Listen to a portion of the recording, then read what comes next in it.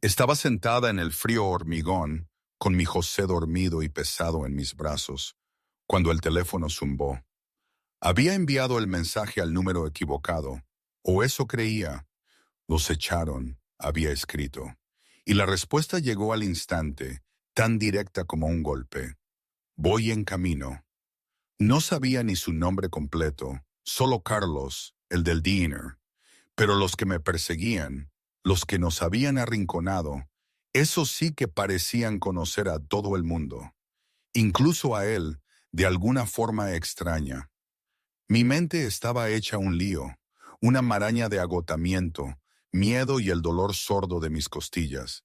Mis dedos temblaban mientras miraba la pantalla, el frío del suelo calándome los vaqueros.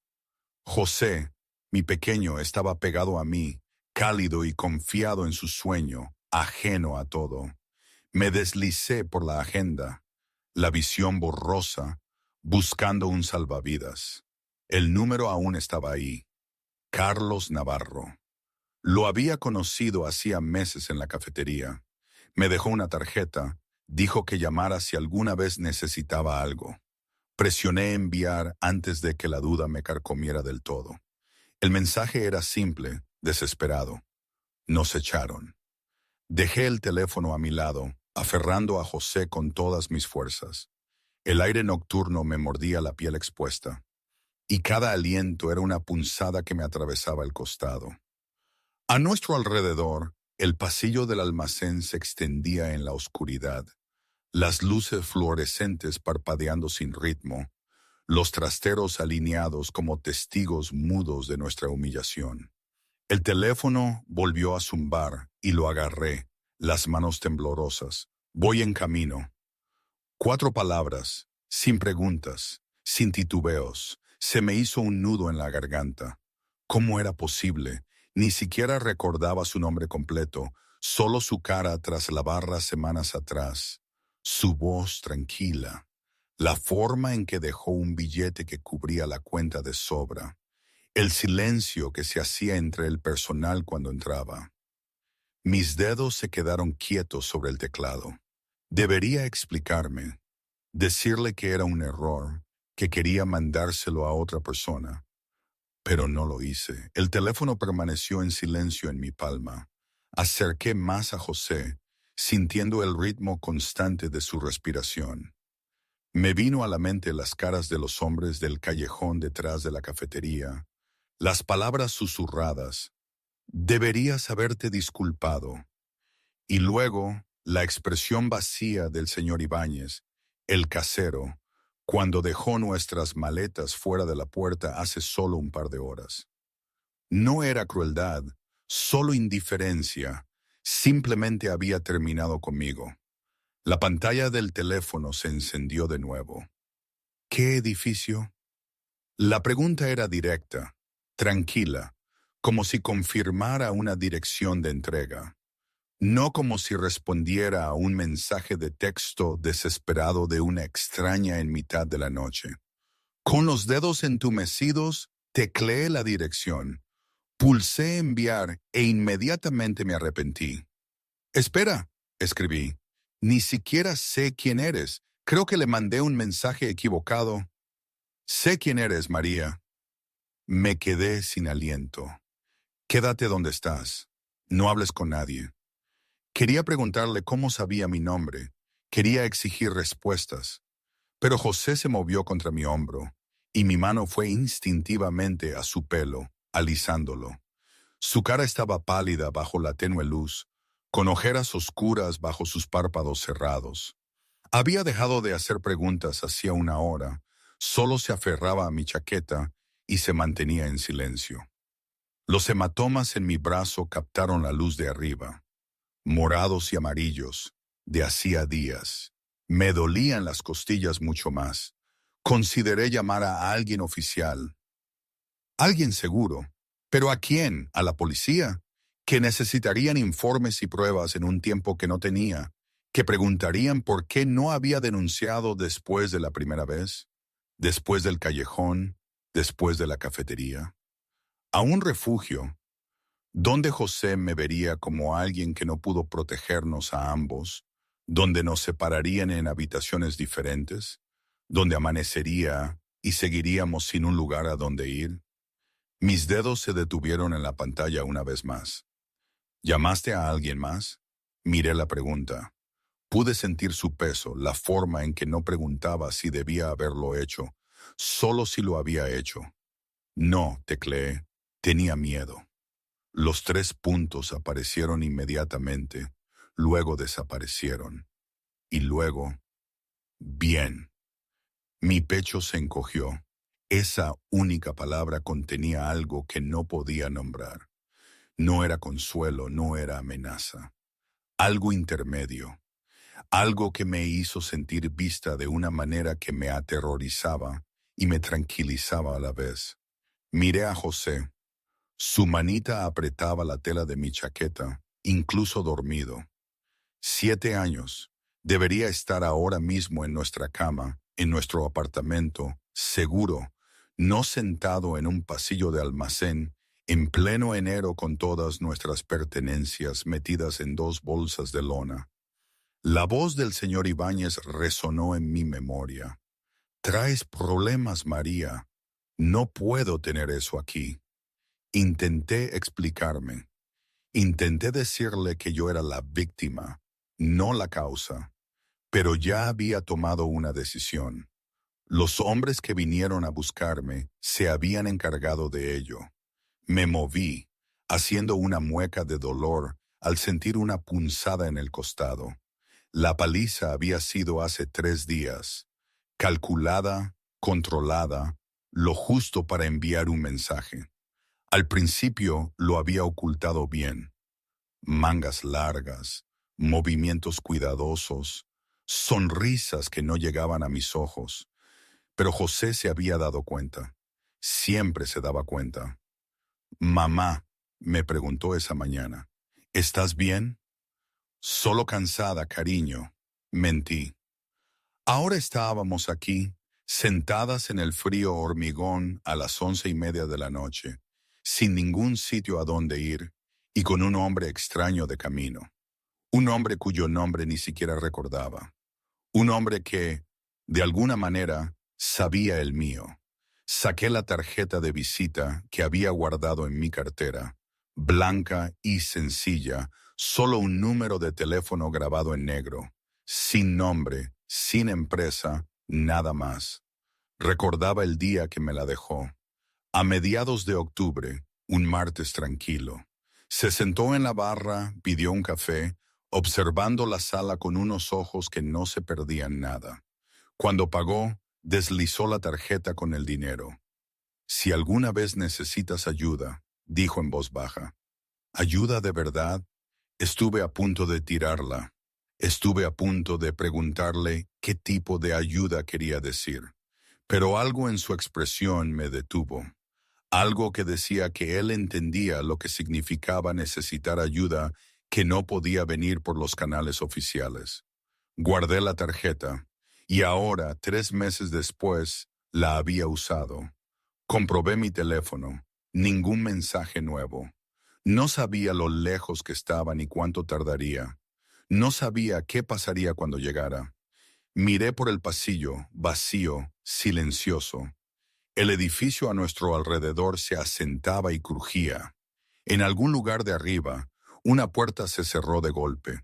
Música sonaba débilmente a través de paredes finas. La respiración de José seguía constante contra mí. Cerré los ojos solo un momento.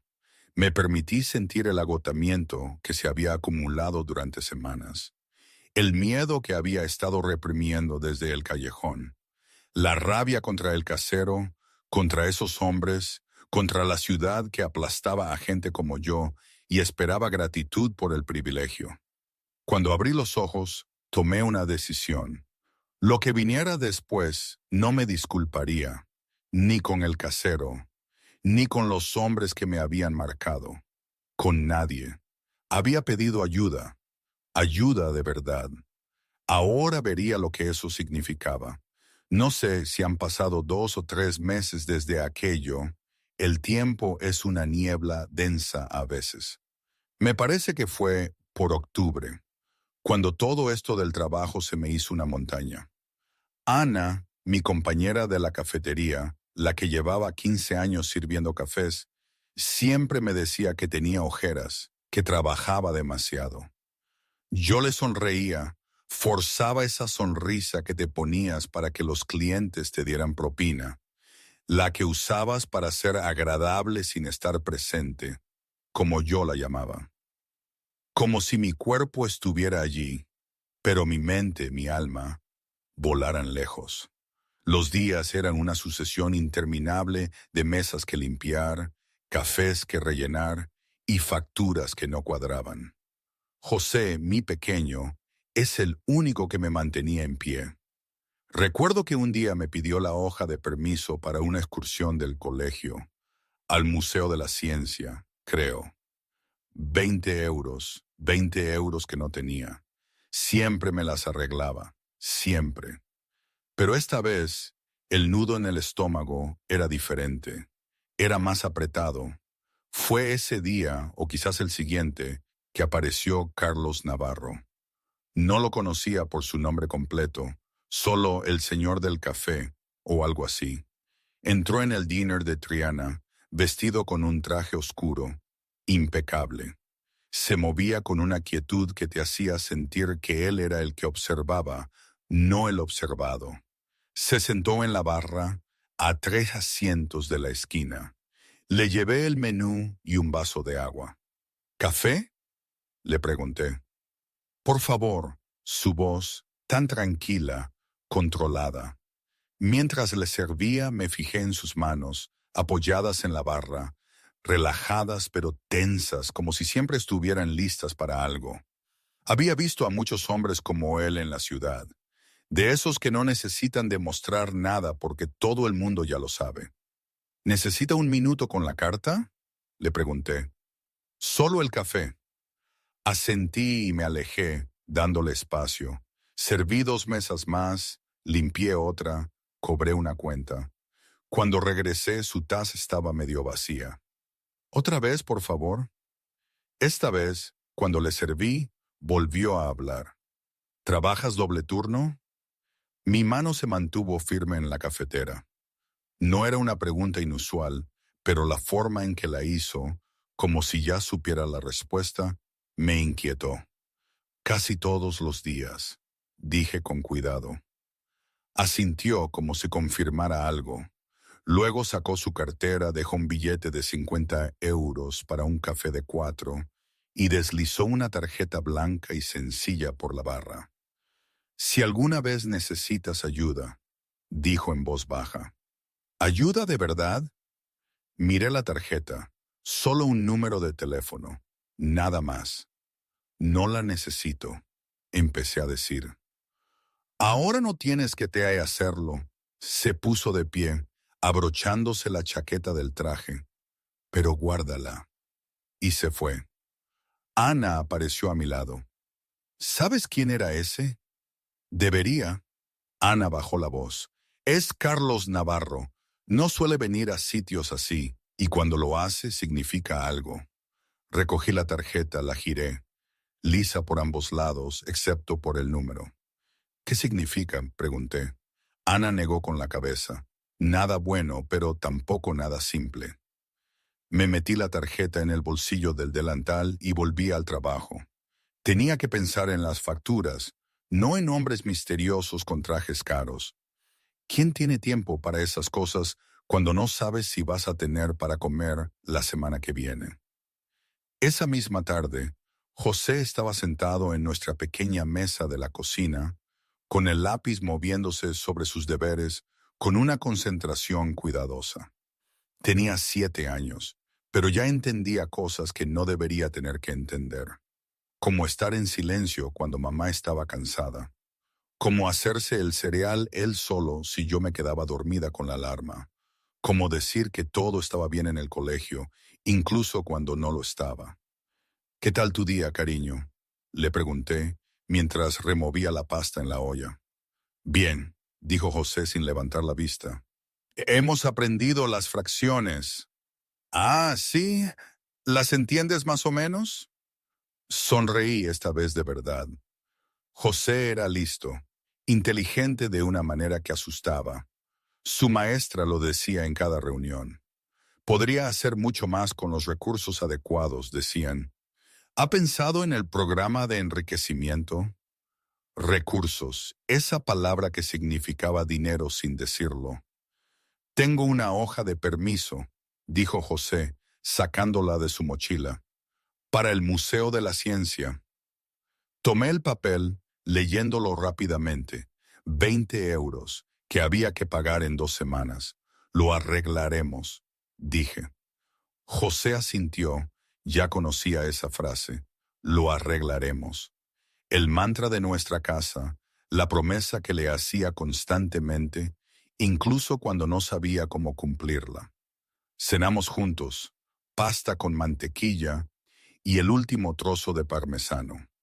José me habló de su amigo Pablo, del profesor sustituto que les había dejado un recreo extra. Yo le escuché, respondiendo en los momentos adecuados, mi mente a medias en la conversación y a medias en los cálculos que llevaba haciendo todo el día. El alquiler vencía en 5 días. Otra vez me faltaba dinero. El señor Ibáñez, nuestro casero, había sido comprensivo los 2 últimos meses. Su versión de comprensión significaba recordarme semanalmente que me estaba haciendo un favor, que las madres solteras eran inquilinas arriesgadas, que podía alquilar mi piso en un día si quisiera. Yo sonreía, le daba las gracias, prometía que no volvería a ocurrir, y cada mes ocurría. Después de que José se fuera a la cama, me senté en la mesa con mi teléfono, la calculadora y una pila de facturas. No importaba cómo organizara los números, no cuadraban. Podía pagar el alquiler y saltarme la luz, o pagar la luz y pedir otra prórroga para el alquiler. O podía coger otro turno, trabajar toda la noche, dormir 3 horas y empezar de nuevo. Elegí la última opción, siempre lo hacía. Saqué el teléfono para enviar un mensaje a Pepe, mi jefe, y la tarjeta blanca de Carlos se cayó de mi cartera. La recogí, mirando el número bajo la tenue luz de la cocina. Ayuda de verdad, había dicho. ¿Qué significaba eso siquiera? Volví a guardar la tarjeta y le envié un mensaje a Pepe sobre el turno extra. Algunas ayudas tienen precios que no ves hasta que es demasiado tarde. Un par de semanas antes de esa noche en el almacén, el turno de cena terminó a las 11. Conté mis propinas en el cuarto de atrás, 73 euros, mejor que ayer. Los dividí mentalmente. 40 para el alquiler, 20 para la excursión de José, 13 para la compra. Eso no dejaba nada para la factura de la luz, pero ya me preocuparía por eso mañana. Colgué mi delantal, me puse la chaqueta y salí al frío de noviembre. La cafetería estaba en el límite de un barrio que cambiaba bloque a bloque, de obrero a peligroso. Había aprendido las rutas seguras a casa, ceñirme a las calles principales, quedarme bajo las luces, caminar rápido, pero no demasiado. Nunca parecer asustada. Esa noche estaba demasiado cansada para ser precavida. Atajé por la calle lateral, la que me ahorraba 10 minutos de camino. Las farolas eran más escasas allí, los edificios más antiguos. Rejas metálicas de seguridad cubrían los escaparates. Grafitis marcaban las paredes de ladrillo en capas, una etiqueta sobre otra. Años de reivindicaciones territoriales. Mis pasos resonaron contra el pavimento. Luego oí otros detrás de mí. No cerca, pero no lejos. Varias pisadas. Botas pesadas sobre el hormigón.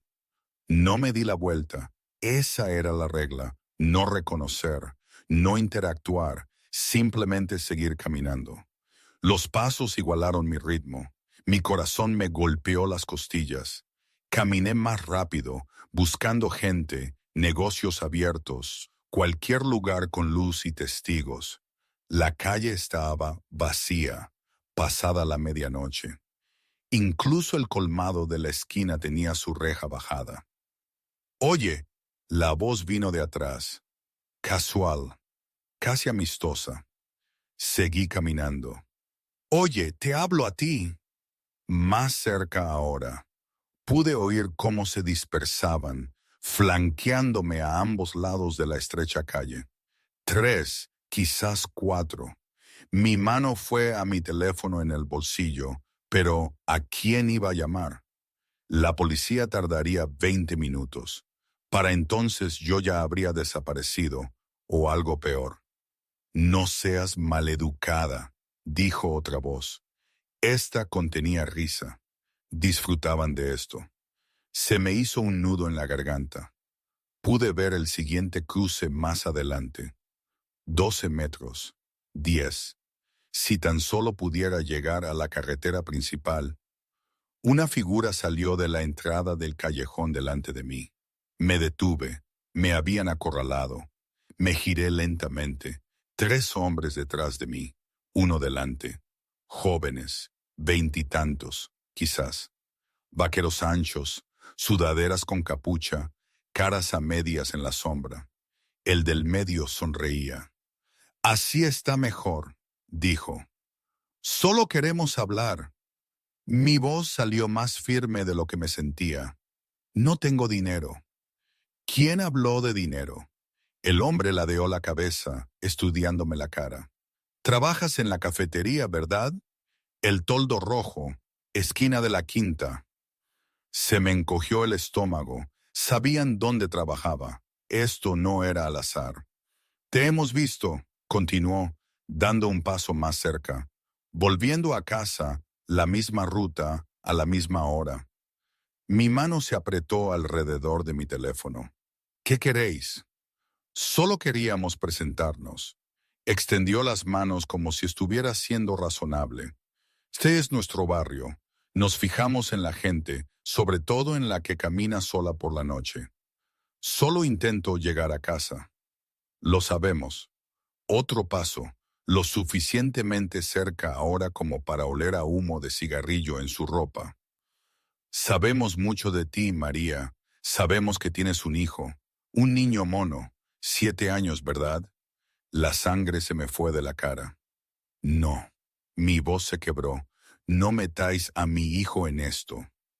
La sonrisa del hombre se amplió. «Tranquila, no somos animales, solo estamos hablando, solo asegurándonos de que entiendas cómo funcionan las cosas por aquí». Uno de los otros se rió. El sonido resonó en las paredes de ladrillo, hueco y cruel. «Mira, hay una manera de estar a salvo en esta ciudad», continuó el líder. «Prestas atención, muestras respeto, recuerdas las caras».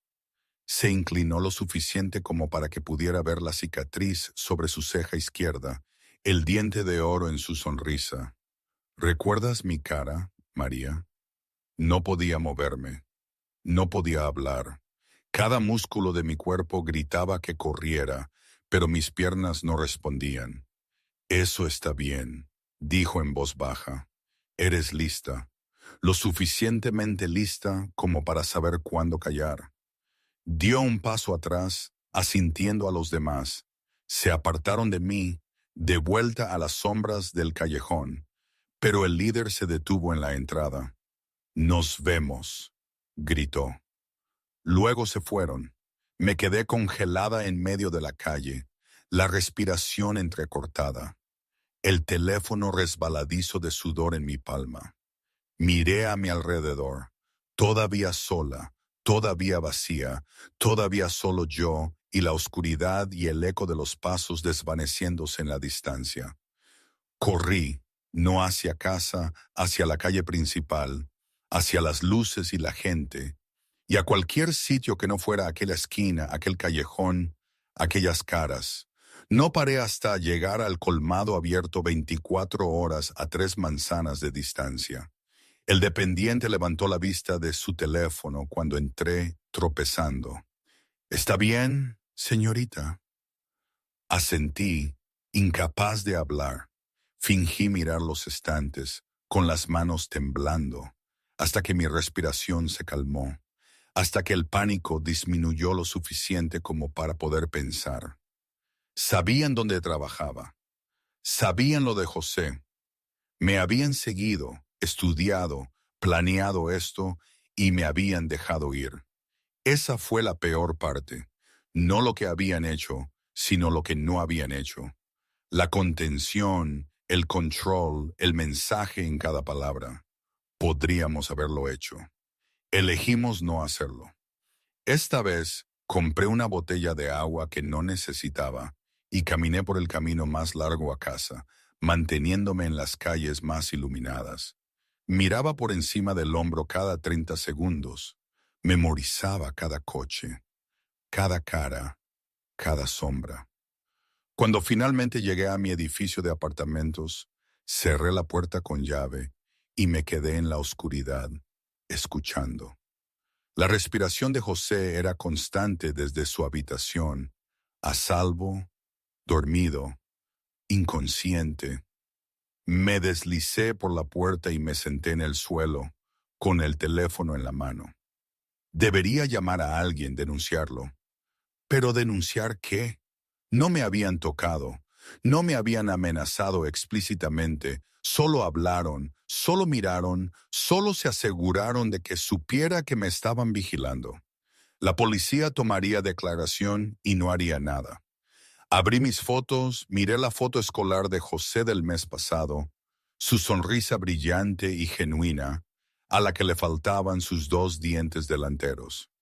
No podía contárselo, no podía dejarle saber que el camino a casa del trabajo ya no era seguro, que unos hombres sabían su nombre, su edad, su colegio, probablemente. Guardé el teléfono y fui a comprobar las cerraduras de su ventana. Luego me acosté en la cama mirando el techo, reviviendo cada palabra, cada cara. Recuerda mi cara, había dicho, lo haría. No tenía otra opción. Ese era el punto. Unas 3 semanas antes de ese mensaje que envié, no había dormido bien en 5 días. Cada turno en el diner vigilaba la puerta. Cada camino de ida y vuelta al trabajo tomaba rutas diferentes, más largas, más iluminadas, más concurridas. Mantenía el teléfono cargado, las llaves entre los dedos, los ojos moviéndose constantemente. José se dio cuenta. Mamá, no paras de mirar por la ventana, me había dicho ayer por la mañana. Solo compruebo el tiempo, cariño. Pero los niños de 7 años no son tontos. Había empezado a hacer preguntas que yo no podía responder. ¿Por qué salimos antes ahora? ¿Por qué no puedo ir andando a casa de Pablo? ¿Por qué no paras de mirar el teléfono? Porque unos hombres que sabían su nombre nos estaban vigilando. Porque la seguridad era una ilusión que ya no podía mantener. Porque estaba aterrorizada y no tenía a dónde acudir. No dije nada de esto. En su lugar, sonreí, trabajé doble turno e intenté fingir que lo del callejón no había pasado. El diner estaba tranquilo ese jueves por la noche. La lluvia de finales de octubre golpeaba los cristales, manteniendo a la mayoría de la gente en casa.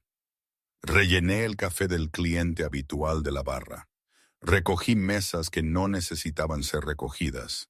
Mantuve las manos ocupadas para que mi mente no divagara. «Puedes irte antes si quieres», dijo Pepe desde la cocina.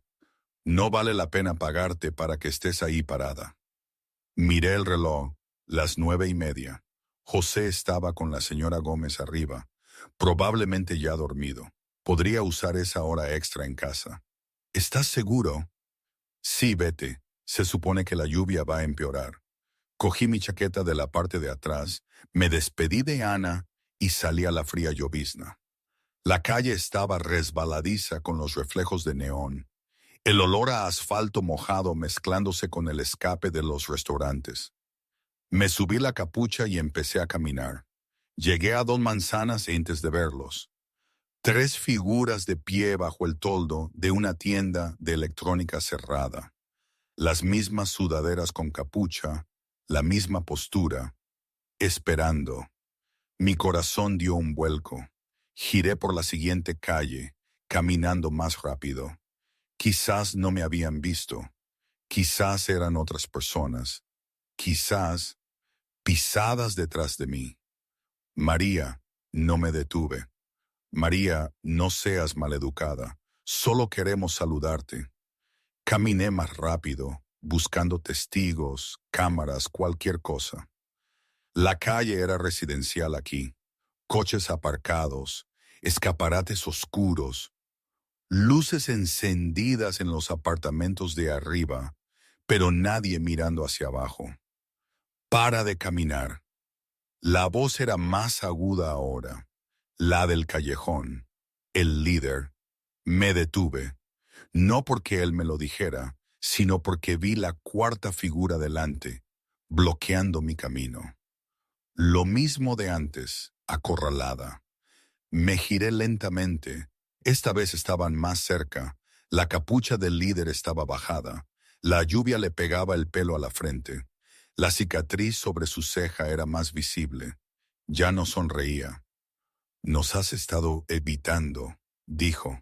Solo intento llegar a casa. Ruta diferente cada noche, horarios diferentes. Dio un paso más cerca. Eso no es muy amable. Mi mano encontró el teléfono en mi bolsillo. Por favor, no os he hecho nada. No, no lo has hecho. Miró a los otros, luego a mí. Pero tampoco has hecho lo que te pedimos. No me pedisteis nada. Te dijimos que recordaras. Su voz se volvió fría. Te dijimos que mostraras respeto. ¿Crees que cambiar tu ruta muestra respeto? No entiendo qué queréis de mí. Una disculpa. La palabra quedó suspendida en la lluvia entre nosotros.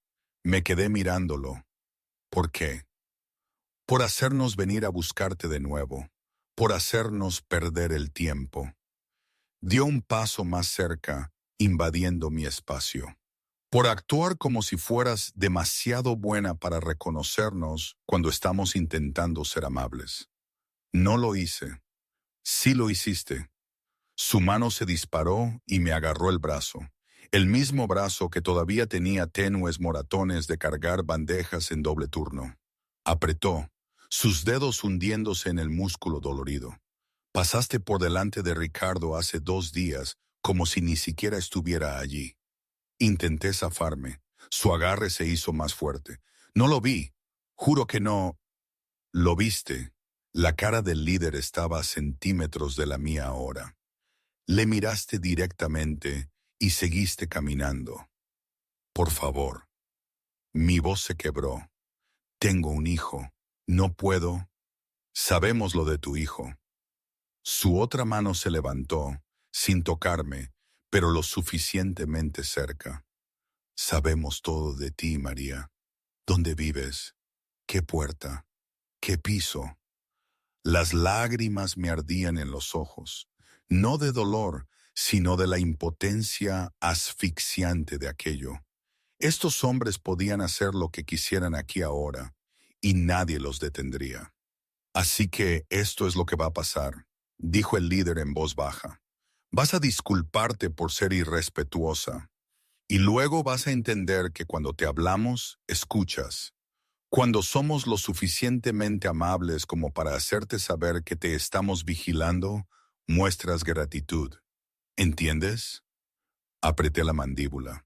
Cada instinto me gritaba que me quedara en silencio, que me negara, que le escupiera en la cara. Pero José estaba arriba, dormido, a salvo solo porque yo hacía lo que tenía que hacer. Entiendo, susurré. Bien, me soltó el brazo y dio un paso atrás. Pero no creo que lo hagas, no del todo. Creo que necesitas un recordatorio. Los otros se movieron antes de que pudiera reaccionar. Uno me agarró la chaqueta, girándome hacia la entrada del callejón.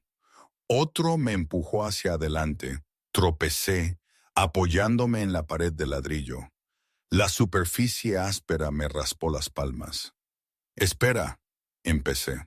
El primer golpe me dio en las costillas, no a toda fuerza, controlado, lo suficientemente preciso como para sacarme el aire de los pulmones y enviarme de rodillas.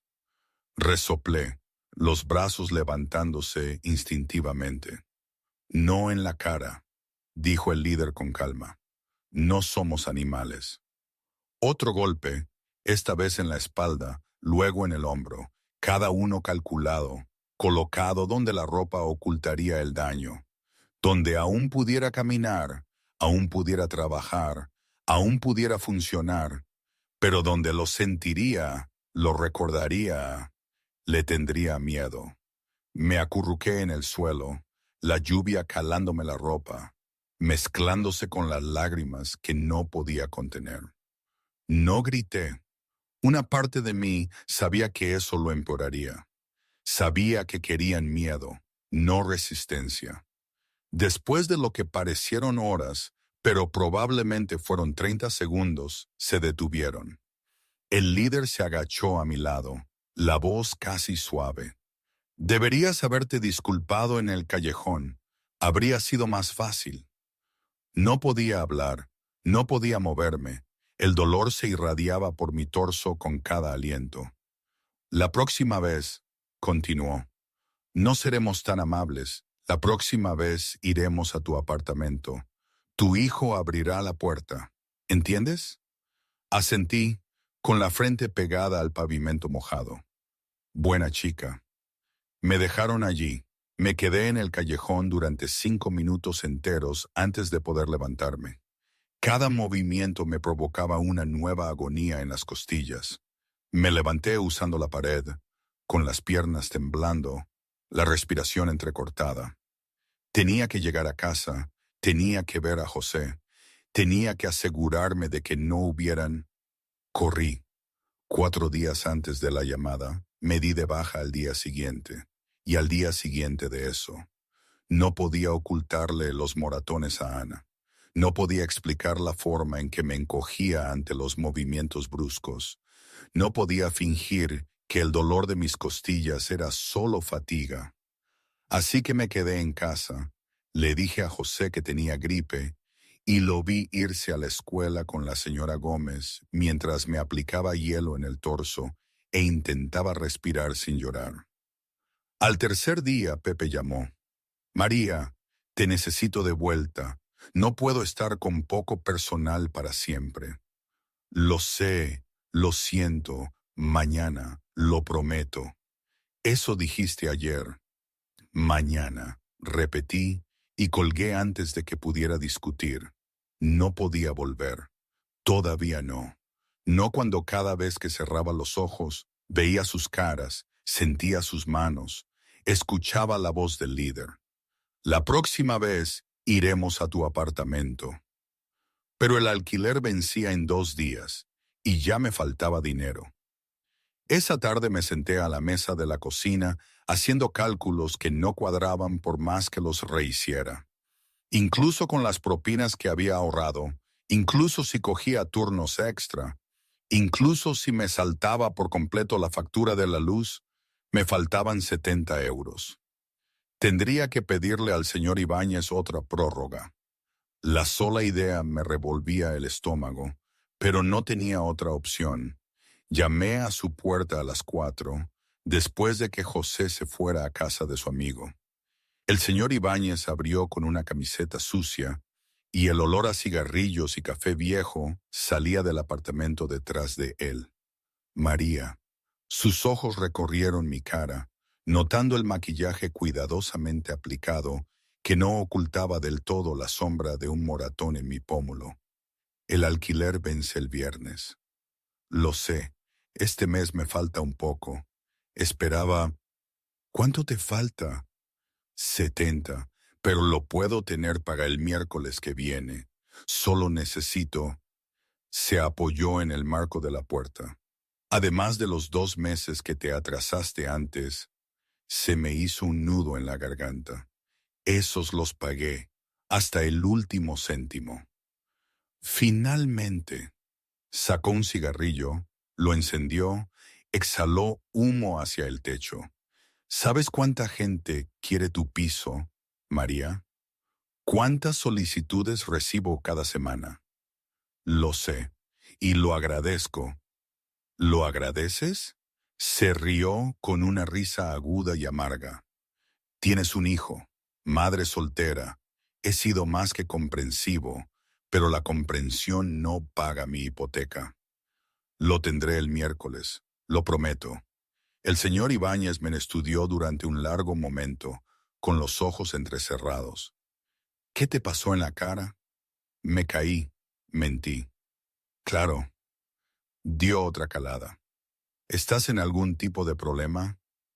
Mi pulso se aceleró. No, solo soy torpe. Ajá. No parecía convencido, pero no insistió. El miércoles, ni un día después, o hemos terminado de ser comprensivos. Asentí y regresé a mi apartamento, con las manos temblando mientras cerraba la puerta. Esa noche, alguien llamó a la puerta. Me quedé paralizada, a mitad de ayudar a José con sus deberes de matemáticas. Eran pasadas las 8. Demasiado tarde para la señora Gómez. Demasiado tarde para entregas. «Quédate aquí», le susurré a José y me acerqué a la puerta. Miré por la mirilla. El señor Ibáñez estaba en el pasillo, pero no estaba solo. 2 hombres lo flanqueaban. Reconocí al de la izquierda inmediatamente. La cicatriz sobre su ceja, el diente de oro, el líder del callejón.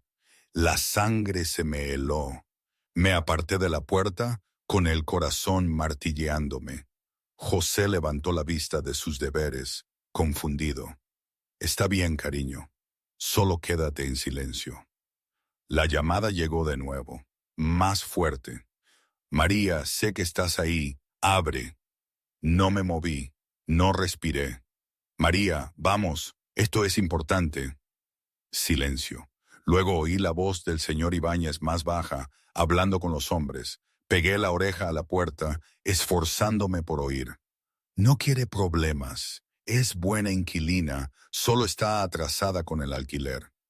No estamos aquí por el alquiler. La voz del líder, tranquila, casi amistosa. Solo queremos hablar con ella. Mire, no quiero problemas en mi edificio. Lo que sea esto no es un problema, a menos que usted lo convierta en uno. Una pausa. Luego el señor Ibáñez más bajo. ¿Qué quiere que le diga? Dígale que venga a disculparse mañana. Esquina de la Quinta con la Gran Vía, a las 8. Ella sabe por qué. Y si no lo hace, entonces tendremos que volver. Y la próxima vez quizás no llamemos. Mis piernas flaquearon. Me deslicé por la puerta, presionando mi mano sobre la boca para no hacer ruido. José me miraba, con los ojos muy abiertos por un miedo que no entendía, pero que podía sentir irradiando de mí. Se lo diré, dijo el señor Ibáñez. Buen hombre, agradecemos la cooperación. Los pasos se retiraron por el pasillo, pero el señor Ibáñez se quedó. Pude ver su sombra bajo la puerta, vacilante. Luego volvió a llamar, más suave esta vez. María, necesito que abras la puerta ahora mismo. No quería, pero sabía que no se iría hasta que lo hiciera. Me levanté, comprobando que José seguía en la mesa. Luego abrí la puerta solo un resquicio. El señor Ibáñez parecía pálido, alterado. Sus manos temblaban ligeramente mientras apagaba su cigarrillo contra la pared. Necesita escucharme con mucha atención, dijo en voz baja. Esos hombres, ¿sabe quiénes son? Asentí. ¿Sabe para quién trabajan? Negué con la cabeza. Para gente a la que no se le dice que no. Gente que hace desaparecer los problemas. Miró por el pasillo vacío. Quieren que se reúna con ellos mañana. Esquina de la Quinta con la Gran Vía, a las 8. Dijeron, ¿sabe por qué? No voy a ir. Sí, va a ir. Su voz se endureció, porque si no lo hace, volverán aquí, y no puedo permitirme eso. No lo permitiré. Ellos son los que causan problemas, no yo. No importa. Dio un paso más cerca, bajando la voz. Usted no entiende cómo funciona esto. Esos hombres están conectados. Podrían incendiar este edificio y nadie investigaría. Podrían hacerme desaparecer y nadie haría preguntas. Así que, cuando me dicen que le dé un mensaje, yo le doy el mensaje. Y cuando le dicen que se presente, usted se presenta. No hice nada malo. No me importa lo que hiciera o dejara de hacer. Su expresión era mitad miedo, mitad frustración. Me importa mi edificio, mis inquilinos, mi vida.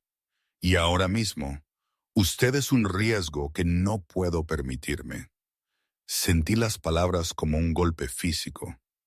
¿Qué está diciendo? Estoy diciendo que tiene que arreglar esto. Lo que sea, a quien sea que haya cabreado, arréglelo. Discúlpese. Póngalo en orden. Porque he sido bueno con usted, María. Le he dado aplazamientos en el alquiler. Le he dejado pasar cuando otros no lo harían, pero no puedo protegerla de gente así. No le pido que me proteja. Bien, porque no lo haré.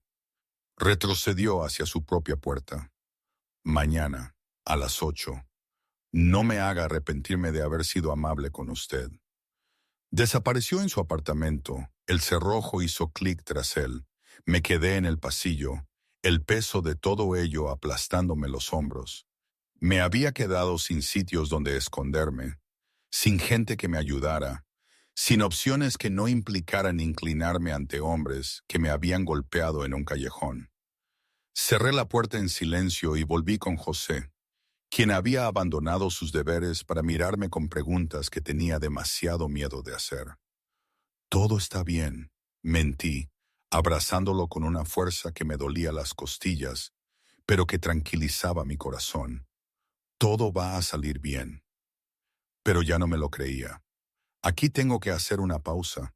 Soy la única a la que todo esto le parece una especie de película mala. Quiero decir, la situación, con estos tipos que aparecen de la nada, con el casero cagado de miedo, y yo, una madre soltera que solo intenta llegar a fin de mes, convertida en el centro de un conflicto de mafias de barrio. Es absurdo, completamente surrealista. En mi pueblo, en mi vida de antes, esto solo pasaba en la televisión, pero ahora era mi vida. Y no había un guión, ni un director que gritara, ¡corten! No, aquí los golpes eran de verdad, el miedo era de verdad, el frío era de verdad. Y las opciones, joder, eran horribles. Pedir disculpas a quien te ha pegado o quedarte en la calle con tu hijo. No sé, ¿vosotros qué habríais hecho? Supongo que es fácil juzgar desde fuera, pero cuando estás ahí, entre la espada y la pared, la verdad es que la moral se vuelve un lujo.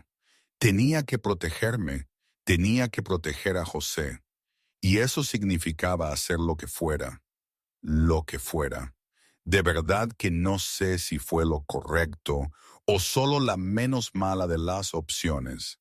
En fin, volvamos a esta locura. 2 días antes de ese fatídico mensaje, no fui a la reunión. Fui a trabajar. En su lugar, me presenté a mi turno en el diner con las costillas vendadas y el miedo bien enterrado. Sonreí a los clientes, serví café, fingí que el mundo no se desmoronaba a mi alrededor. Ana me miraba con ojos preocupados, pero no dijo nada. Pepe se quejó de los días de baja, pero de todos modos me dio las mejores mesas.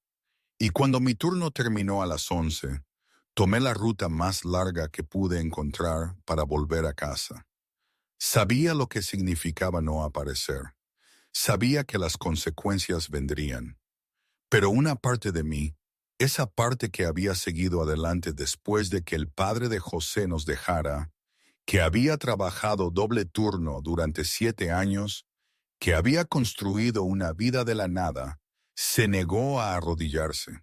Si querían verme rota, tendrían que romperme ellos mismos. Simplemente no esperaba que sucediera tan rápido. El aviso de desalojo estaba pegado en mi puerta cuando llegué a casa esa noche. Me quedé mirándolo, las palabras borrosas. Falta de pago del alquiler. Incumplimiento de los términos del contrato de arrendamiento. 30 días para desalojar. 30 días. Arranqué el aviso y llamé a la puerta del señor Ibáñez. Una vez, dos, más fuerte. Abrió a medias, sin mirarme a los ojos. No puede hacer esto, dije mostrándole el aviso. Le dije que tendría el dinero el miércoles. Estuvo de acuerdo. Las cosas cambiaron. ¿Qué cosas? No se presentó. Su voz era plana, vacía. Pasaron esta tarde preguntando por usted, preguntando si había recibido su mensaje. Les dije que sí, preguntaron si se había ido a la reunión. Finalmente me miró. Tuve que decirles la verdad. Se me encogió el estómago. ¿Así que me está desahuciando? Estoy protegiendo mi propiedad. Estoy atrasada una semana con el alquiler. ¿Una semana? Eso no es motivo para... Usted trae problemas, María.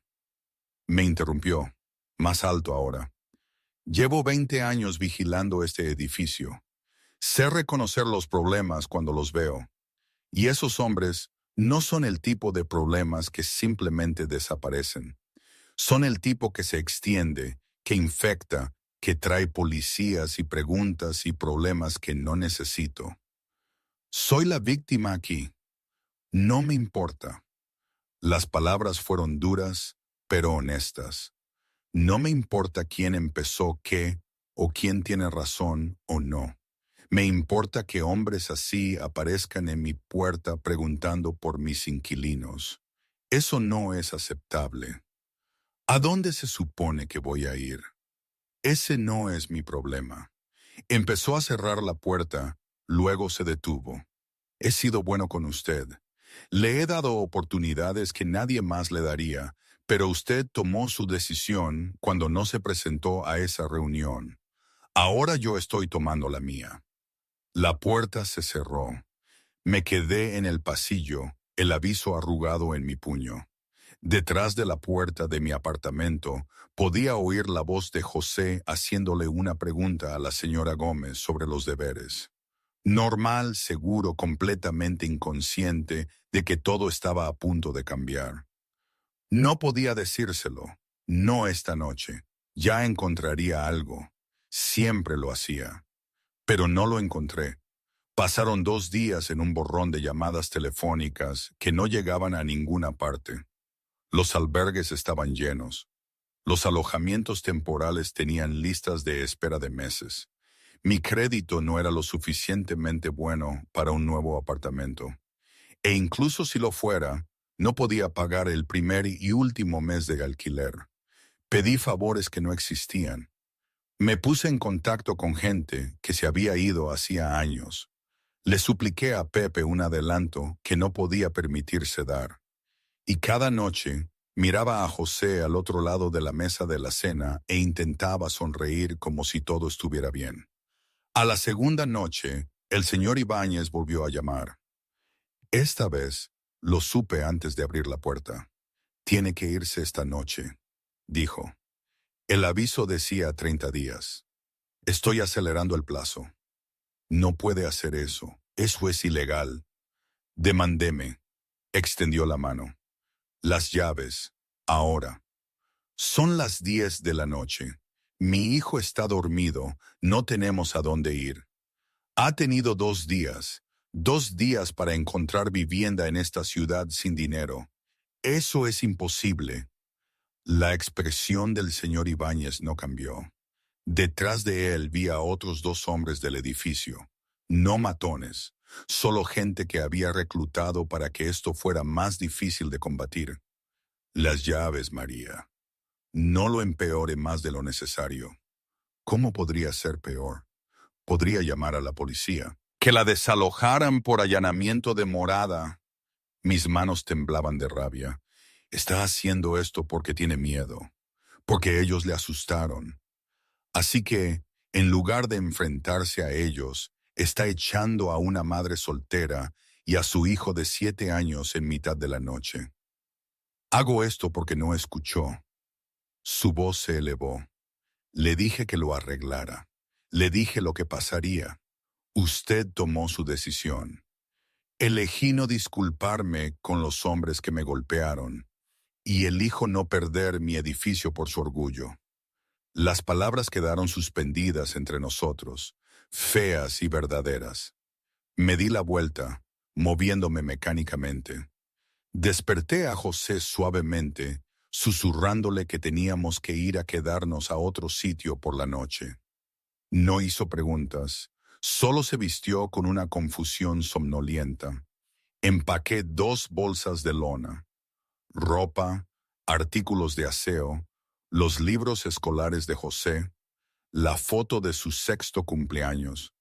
Todo lo demás tendría que quedarse. 20 minutos después, estábamos en el pasillo con nuestras bolsas. El señor Ibáñez nos observaba desde su puerta, con los brazos cruzados. Los otros residentes ya habían desaparecido, reacios a presenciar lo que habían ayudado a permitir. Era una buena inquilina, dije en voz baja. Pagaba mi alquiler, me callaba, nunca causaba problemas, y cuando necesité ayuda, los eligió a ellos en lugar de a mí.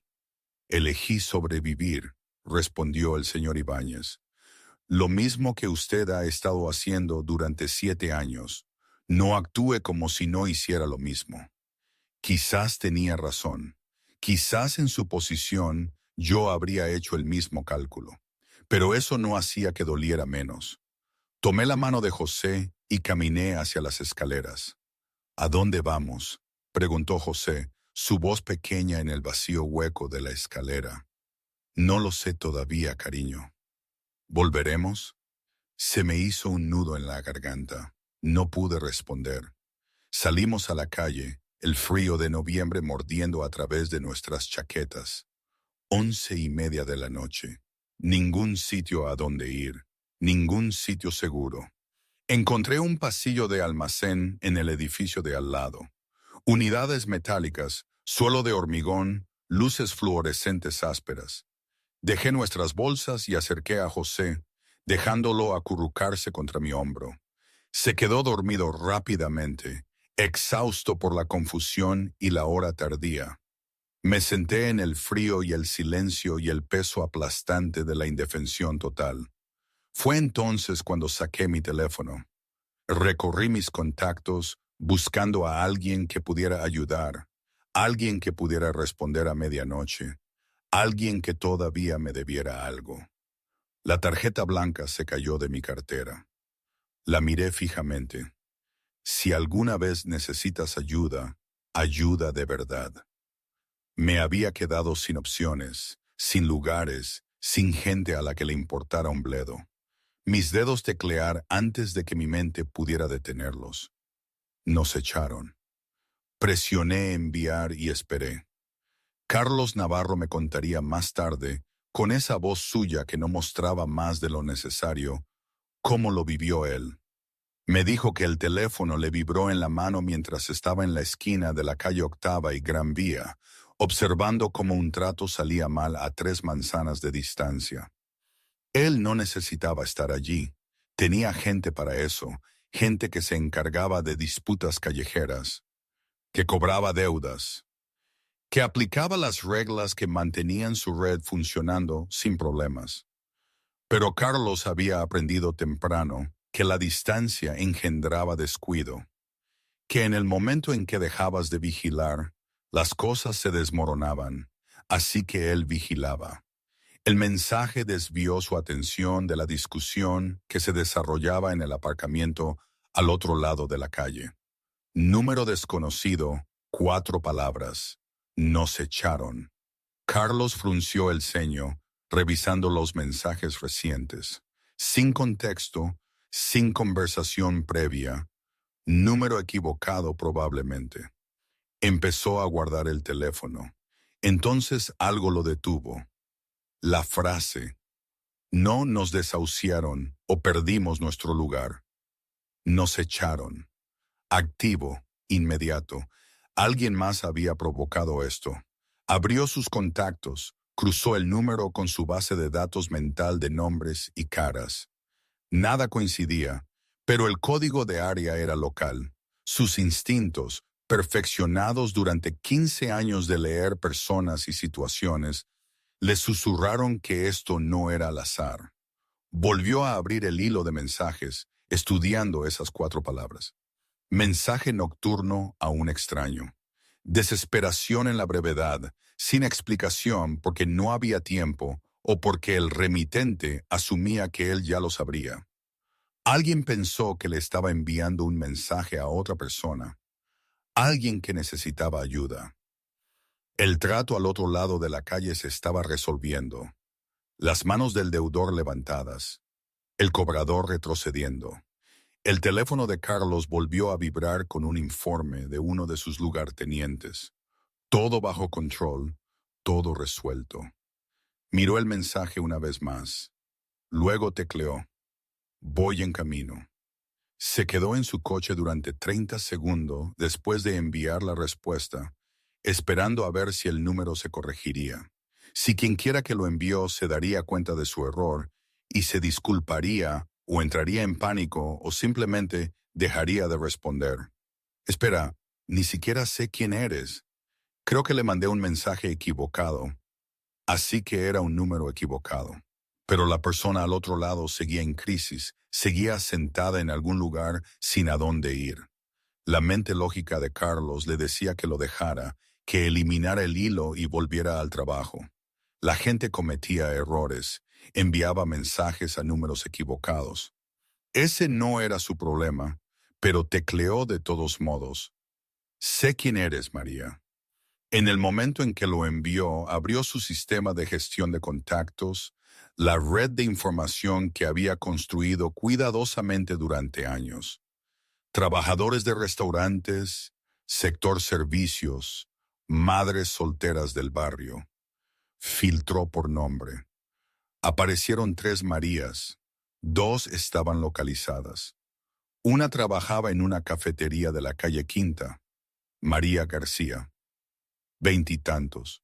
Un hijo, camarera, doble turno, siempre educada, siempre luchando.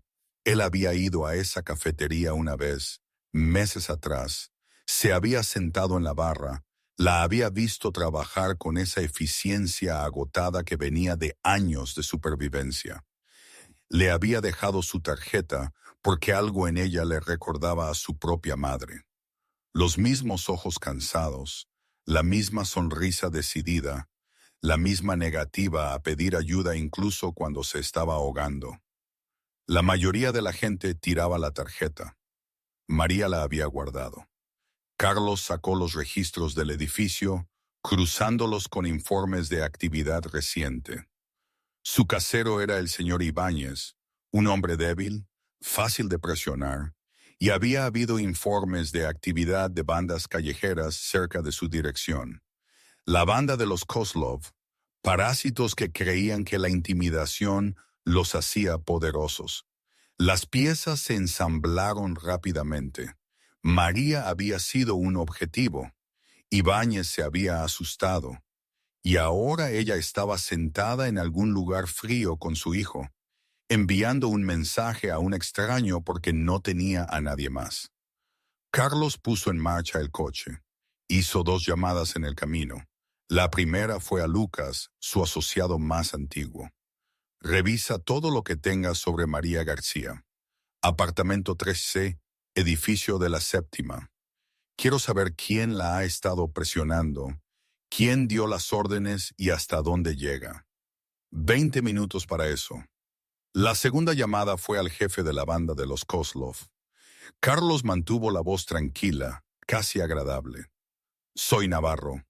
Necesito saber si tu gente ha estado operando cerca de la calle Séptima, atacando específicamente a civiles.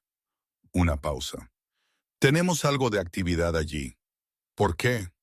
¿Están autorizados?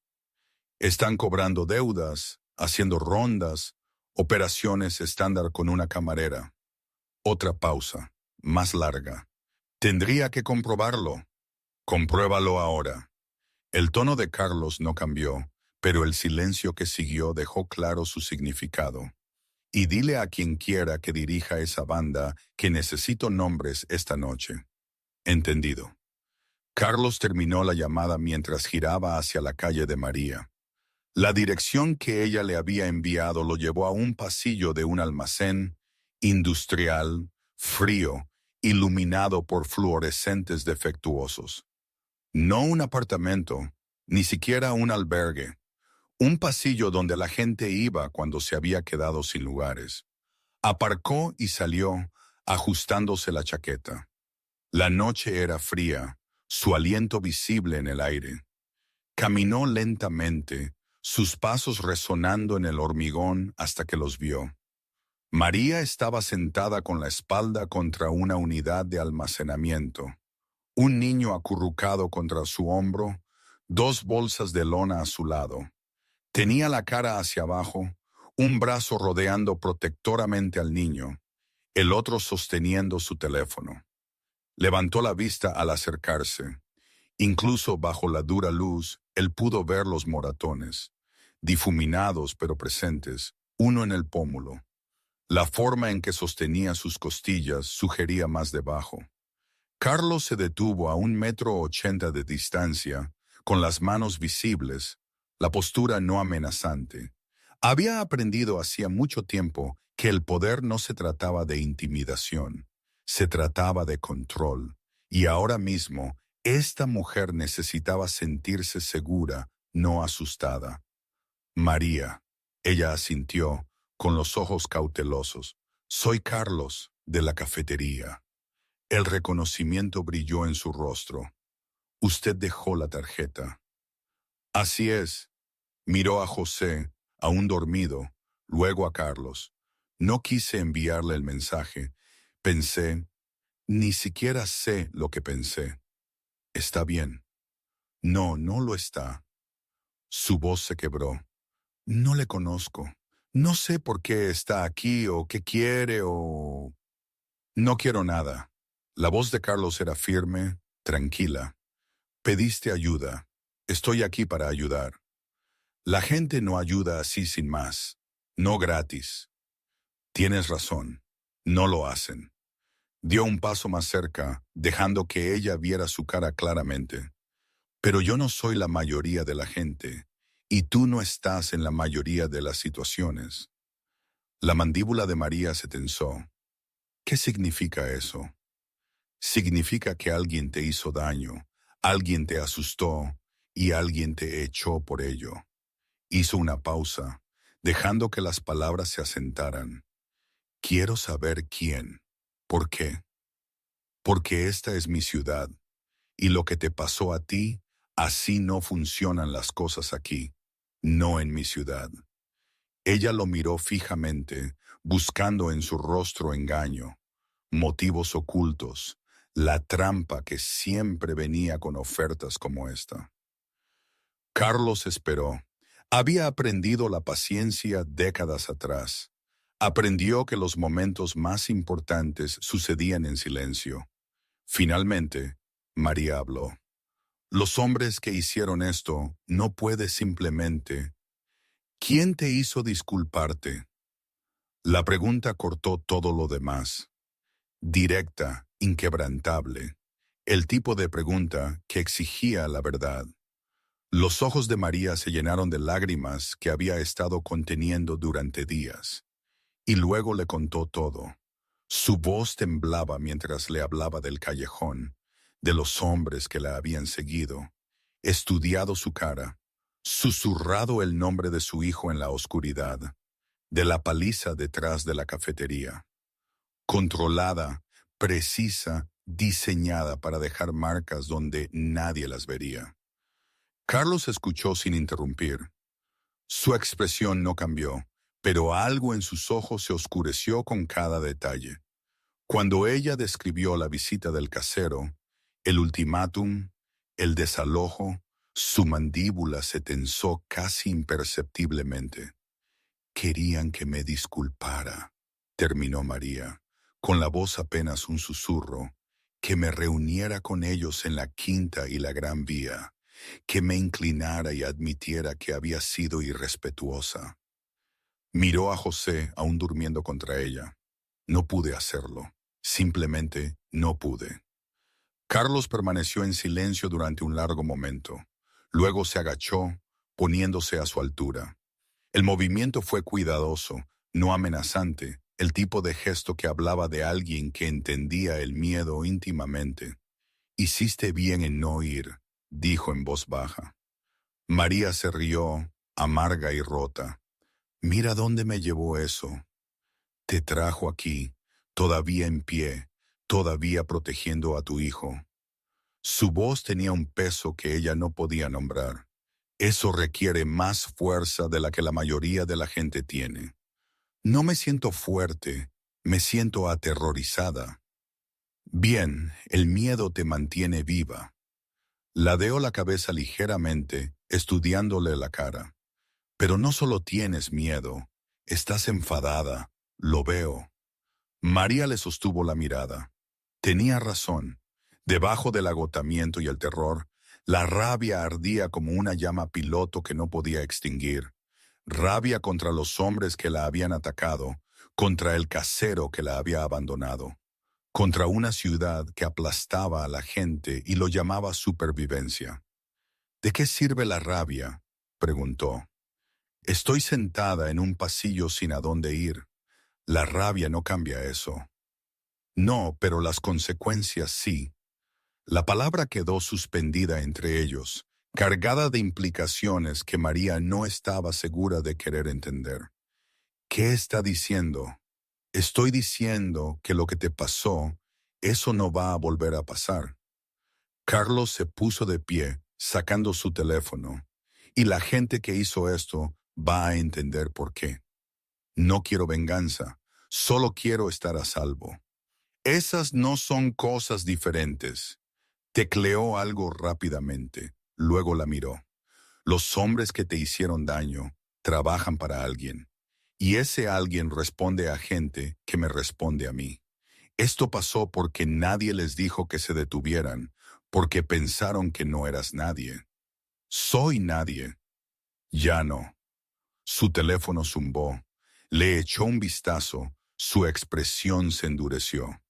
«La banda que te ha estado atacando son la gente de Kozlov, cobradores de bajo nivel que han estado trabajando por su cuenta, pensando que pueden construirse una reputación aterrorizando a civiles».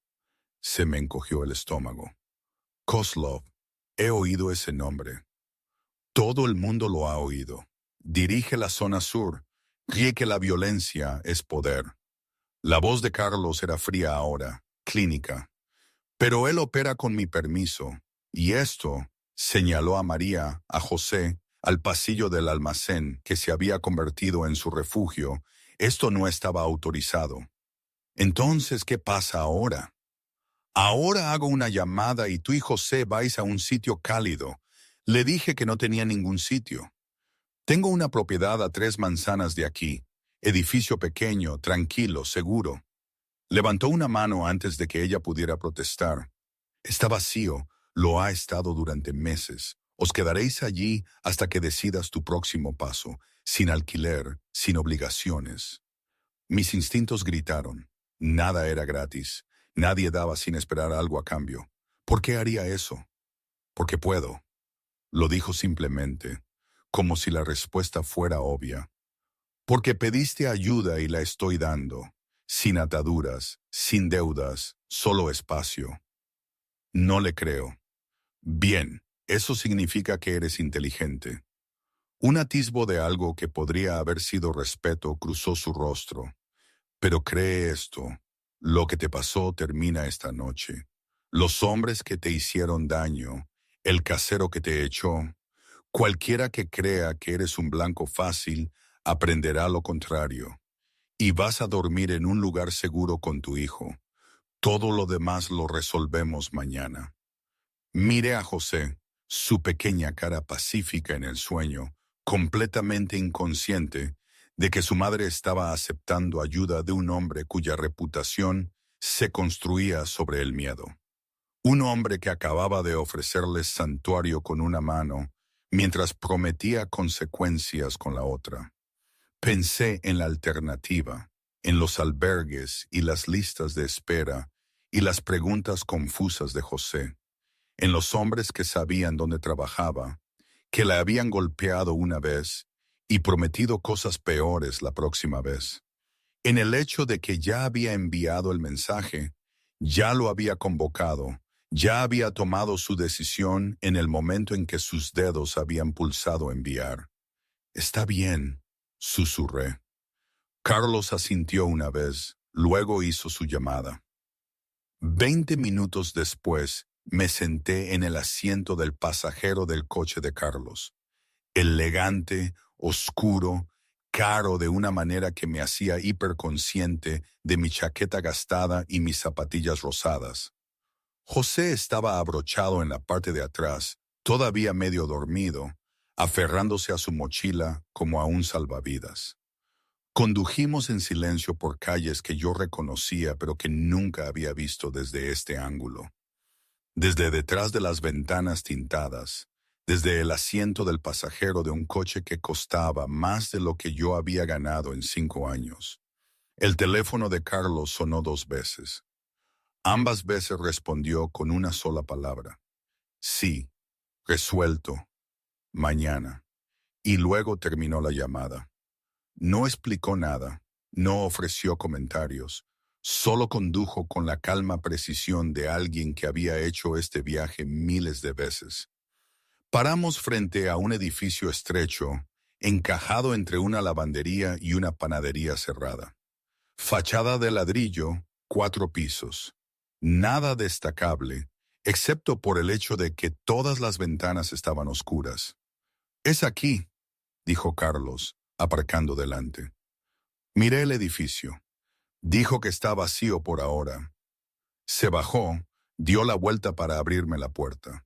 El gesto se sintió extrañamente formal dadas las circunstancias. Último piso, 2 dormitorios, baño, cocina pequeña. Los muebles son básicos pero funcionales. La calefacción funciona, el agua está puesta. Nos guió adentro y subió 3 tramos de escaleras. El pasillo estaba limpio, recién pintado, nada que ver con el edificio deteriorado del que me habían desalojado. Al final del pasillo, abrió una puerta y se apartó. Entré lentamente, con José pegado a mí. El apartamento era exactamente como lo había descrito, simple, limpio, escaso. Un sofá en el salón, una mesa de cocina con 2 sillas. Por una puerta abierta, pude ver una cama con sábanas sencillas. Parecía un lugar donde nadie vivía, pero también parecía seguro. «Las cerraduras son nuevas», dijo Carlos, demostrando el cerrojo y la cadena. «Las ventanas se cierran desde dentro. La entrada del edificio requiere una llave. Te dejaré una. Nadie sube aquí sin permiso». Me giré para mirarle. «¿Y mañana?» «Mañana llevas a José al colegio, descansas, dejas que se curen tus costillas». Su expresión era ilegible, y yo me encargo del resto. El resto eran las consecuencias. Ahí estaba esa palabra de nuevo. Quise preguntarle qué significaba. Quise saber qué pasaba con los hombres que se cruzaban con alguien como Carlos Navarro. Pero una parte de mí, la parte que había sobrevivido 7 años sola, que había trabajado doble turno hasta que le sangraron los pies, que se había negado a disculparse incluso cuando la golpearon, esa parte ya lo sabía y no quería los detalles. «Gracias», dije en su lugar. Carlos asintió una vez, me entregó 2 llaves y se dirigió a la puerta. Se detuvo en el umbral. «María, sí, lo que te pasó no es culpa tuya. No te lo buscaste. ¿Entiendes eso?» No lo entendía, no realmente, pero asentí de todos modos. Me estudió la cara por un momento más, luego se fue. La puerta se cerró, las cerraduras hicieron clic, y me quedé en medio del apartamento de un extraño con mi hijo dormido, y me pregunté qué había puesto en marcha. Carlos hizo 3 llamadas desde su coche antes de alejarse del edificio. La primera fue a Lucas. Necesito todo sobre los movimientos de la banda de Kozlov cerca de la calle Séptima. Específicamente, 3 o 4 hombres atacando a un civil. Quiero nombres, direcciones y quién les dio permiso para operar fuera de su territorio. ¿Permiso? La voz de Lucas transmitió confusión. ¿Crees que alguien autorizó esto? No, creo que alguien miró hacia otro lado. Averigua quién. La segunda llamada fue directamente a Kozlov. Necesitamos reunirnos esta noche. Es casi la 1 de la mañana, Navarro. Sé qué hora es. En el Ángelos, 1 hora. ¿De qué se trata esto? Tu gente ha estado haciendo movimientos sin autorización. Vamos a discutir los límites. Silencio al otro lado. Estaré allí. La tercera llamada fue al señor Ibáñez, el casero. La voz de Carlos era tranquila, casi agradable. Señor Ibáñez, soy Carlos Navarro. Creo que algunos de mis asociados visitaron su edificio recientemente. Una fuerte aspiración de aliento. Sí, les dije todo lo que querían saber. Cooperé. Sé que lo hizo. Por eso estamos teniendo esta conversación en lugar de una diferente. Carlos dejó que eso se asimilara. La mujer a la que desahució esta noche, María García, dígame por qué estaba atrasada en el alquiler. Traía problemas. Tenía que proteger mi inversión. ¿Problemas? ¿Se refiere a los hombres que vinieron a preguntar por ella? Sí, dijeron que insinuaron. Sé lo que insinuaron, y sé que usted eligió creerles en lugar de proteger a su inquilina. El tono de Carlos no cambió, pero la temperatura en el coche pareció bajar. Esto es lo que va a pasar. Mañana por la mañana, llamará a María. Se disculpará. Le ofrecerá su apartamento de vuelta, sin alquiler durante 3 meses, con la garantía de que nadie la molestará de nuevo. No puedo simplemente... Sí, puede, y lo hará, porque la alternativa es que yo haga algunas llamadas propias al inspector de edificios, al jefe de bomberos, a la gente que estará muy interesada en las infracciones que estoy seguro que encontrarán. La respiración de Ibáñez era audible por la línea. Ella no volverá. No después de lo que hice. Esa es su elección, pero usted hará la oferta sinceramente y querrá decir la disculpa. Carlos hizo una pausa. Y si esos hombres vuelven a acercarse a su edificio, me llamará inmediatamente. ¿Entiende? Sí. Bien, no necesitaremos volver a hablar. Carlos terminó la llamada y condujo hacia el Ángelos, un restaurante que servía como terreno neutral para conversaciones que no podían tenerse en público. Llegó primero, tomó un reservado en la parte de atrás, pidió un café que no bebería. Kozlov llegó 15 minutos después, alto, de hombros anchos, con un traje caro que no ocultaba del todo la calle que llevaba dentro. Se deslizó en el reservado frente a Carlos con la confianza casual de alguien que se creía su igual. No lo era. Navarro, hace tiempo que no nos vemos. Así es. La expresión de Carlos era neutral. No perdamos el tiempo. Tu gente ha estado operando en la calle Séptima, atacando a civiles, específicamente a una camarera llamada María García. Los ojos de Kozlov se entrecerraron. ¿Me ha llamado aquí a la 1 de la mañana por una camarera? Le he llamado aquí porque su gente se está moviendo sin disciplina, sin autorización, y eso crea problemas. Mi gente está haciendo su trabajo, cobros, aplicación, gestión de territorio. ¿Bajo qué autoridad? La mía. ¿Y quién le dio autoridad para atacar a civiles fuera de su jurisdicción? Kozlov se recostó, la irritación cruzando su rostro. Con todo respeto, Navarro, no necesito permiso para operaciones a nivel de calle. Para eso me paga, para mantener la zona sur en línea. La zona sur, no la calle Séptima, no civiles que no tienen nada que ver con nuestro negocio. Fue marcada porque mostró falta de respeto. Mis hombres estaban construyendo reputación, estableciendo límites. Eso es operación callejera básica. Construyendo reputación. La voz de Carlos se volvió plana, golpeando a una madre soltera que trabaja doble turno para alimentar a su hijo, aterrorizándola hasta que no podía caminar sola a casa, obligando a su casero a desahuciarla en mitad de la noche. No sabía lo del desahucio, pero sí lo demás. Kozlov se movió ligeramente. Mira, quizás se extralimitaron, pero ese es el trabajo. Pones ejemplos, muestras a la gente lo que pasa cuando no se alinean. Ella no estaba en línea para desalinearse. Volvía a casa del trabajo. Los irrespetó. Existió. Carlos se inclinó hacia adelante, la voz bajando a algo frío y preciso. Eso fue todo lo que hizo. Existió en el lugar equivocado, en el momento equivocado, y tu gente decidió que era una oportunidad. Decidió que su miedo valía más que su seguridad. Decidió que, como no tenía protección, era presa fácil. La mandíbula de Kozlov se tensó. ¿Qué quiere que haga? ¿Disculparme con cada persona a la que mi gente presiona? Quiero que retire a su gente inmediatamente. Quiero que los hombres que atacaron a María García sean reasignados a algo que no involucre a civiles. Y quiero que quede claro, explícitamente, sin lugar a dudas, que lo que le pasó a ella no vuelve a suceder. Y si digo que no, entonces tendremos una conversación diferente, una sobre límites y consecuencias, y sobre si la zona sur necesita una nueva dirección. La amenaza quedó suspendida entre ellos, tácita pero inconfundible.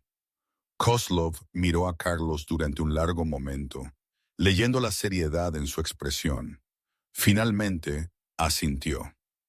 Bien, los retiraré, los reasignaré. Pero esto sienta un precedente, Navarro.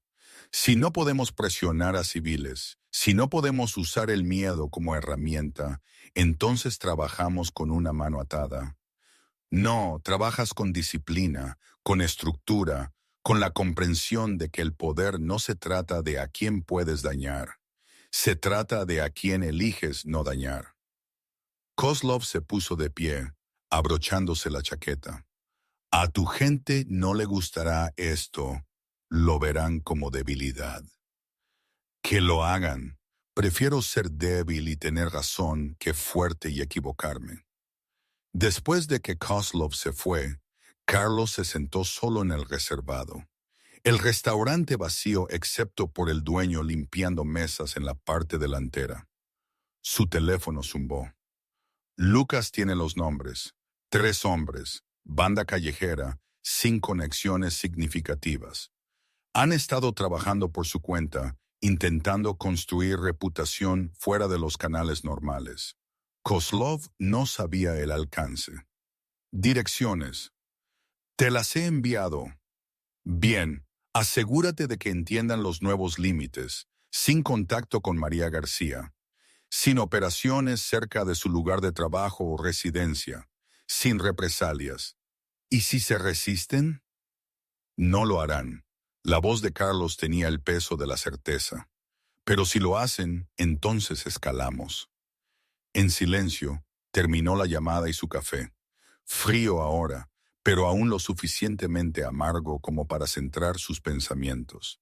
Las consecuencias no siempre significaban violencia. A veces significaban llamadas telefónicas y aplicación de límites. A veces significaban dejar claro que ciertas líneas no podían cruzarse sin perderlo todo, pero siempre significaban cumplimiento. Una vez que se trazaba una línea, se defendía, sin excepciones, sin compromisos. María García había pedido ayuda y Carlos Navarro había respondido. Ahora todos los demás aprenderían lo que eso significaba. Me desperté con la luz del sol entrando por unas ventanas desconocidas. Por un momento, olvidé dónde estaba. Luego, la noche anterior me golpeó de nuevo. El desalojo, el mensaje, el coche de Carlos, este apartamento. Me senté con cuidado, las costillas protestando por el movimiento, y miré alrededor del pequeño dormitorio. José seguía durmiendo en la otra habitación, desparramado en el sofá donde finalmente se había desplomado alrededor de las 2 de la mañana. Seguro, cálido, ileso. Me levanté lentamente, acercándome a la ventana. 3 pisos abajo, la calle ya estaba concurrida. Gente yendo a trabajar, tiendas abriendo, la vida continuando como si nada hubiera cambiado. Pero todo había cambiado. Podía sentirlo en la quietud de este apartamento, en la ausencia de miedo que se había vuelto tan constante que había olvidado cómo se sentía su ausencia. Mi teléfono zumbó, número desconocido. ¿Cómo dormiste? Me quedé mirando el mensaje. Carlos, comprobando como si esto fuera normal, como si alojara a extraños en apartamentos vacíos y desmantelar sus problemas de la noche a la mañana fuera solo un martes más. Bien, tecleé. Gracias. Bien, quédate ahí hoy. Descansa.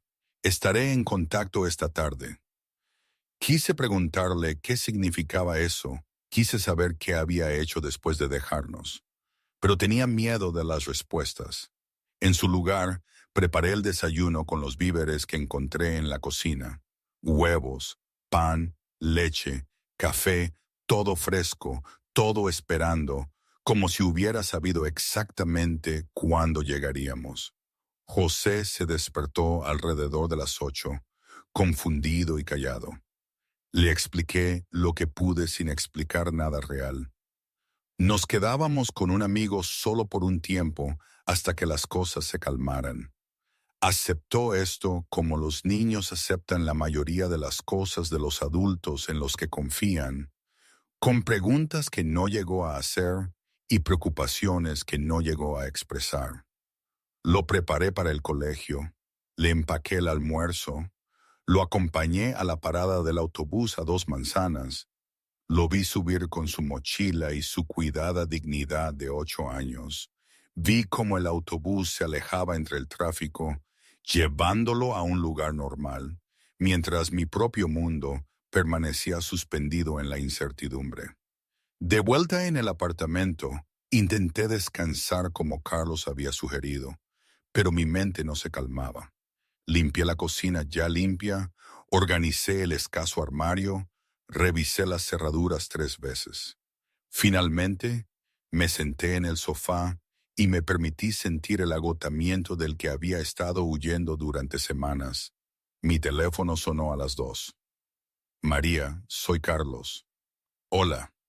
No sabía qué más decir. Necesito verte. ¿Puedes verme abajo en 10 minutos? Se me encogió el estómago. ¿Pasa algo? No, solo necesito hablar. Me estaba esperando delante del edificio cuando bajé, apoyado en su coche bajo la luz del sol de otoño.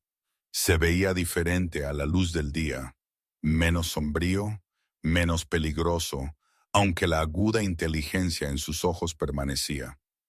Caminemos, dijo. Caminamos en silencio durante media manzana antes de que Carlos hablara. Los hombres que te hicieron daño ya se han ocupado de ellos. Nunca volverán a acercarse a ti, jamás. Me quedé sin aliento. ¿Qué significa eso? Significa que han sido reasignados, lejos de aquí, con instrucciones explícitas sobre límites y consecuencias. Me miró. Están asustados ahora, de la misma manera que tú lo estabas. Entienden lo que se siente. ¿Usted? No pude terminar la pregunta. No hubo sangre, no hubo violencia, solo conversaciones muy claras sobre cómo funcionan las cosas en esta ciudad. Carlos dejó de caminar, girándose para mirarme. María, quiero que entiendas algo. Lo que te pasó no fue al azar. Esos hombres te eligieron porque pensaron que no tenías protección, que a nadie le importaría, que nadie los detendría. No la tenía. Ahora sí la tienes. Su voz era firme. No porque me debas algo, no porque te posea, sino porque elijo que me importe. Eso es todo. Sin ataduras, sin deudas. Mis ojos se llenaron de lágrimas. Las había estado conteniendo desde el callejón. No entiendo por qué. Porque a alguien le debería haber importado antes de que esto llegara tan lejos. Porque tu casero debería haberte protegido en lugar de protegerse a sí mismo. Porque esos hombres nunca deberían haber pensado que eras presa fácil. Hizo una pausa. Porque me recordaste a mi madre y a ella tampoco la ayudó nadie. La confesión quedó suspendida entre nosotros, cruda y honesta. ¿Qué le pasó? Pregunté en voz baja. Sobrevivió, a duras penas. Se mató trabajando para mantenerme alimentado y vestido. Murió cuando yo tenía 15 años. Su expresión era distante, recordando. Pasé los siguientes 10 años asegurándome de que nunca volvería a ser impotente, de que nunca vería a alguien luchar sin poder ayudar. Así que se convirtió en esto. Me convertí en lo que necesitaba ser. Me sostuvo la mirada. No soy un buen hombre, María. He hecho cosas que te harían alejarte si las supieras. Pero sigo reglas. Y una de mis reglas es que los civiles no sufren daño. No en mi ciudad. No cuando yo puedo evitarlo. Me limpié los ojos. ¿Qué pasa ahora? Ahora tú decides. Tu casero llamó esta mañana. Te ofreció tu apartamento de vuelta sin alquiler durante 3 meses, con una garantía de seguridad. No le dije que hiciera eso. Él eligió hacerlo por su cuenta después de que habláramos. ¿Quiere decir después de que lo amenazara? Después de que le explicara las consecuencias. Sí, una ligera sonrisa, pero la oferta es real. Puedes volver si quieres, o puedes quedarte aquí, o puedes encontrar otro sitio. Tu elección. ¿Y usted?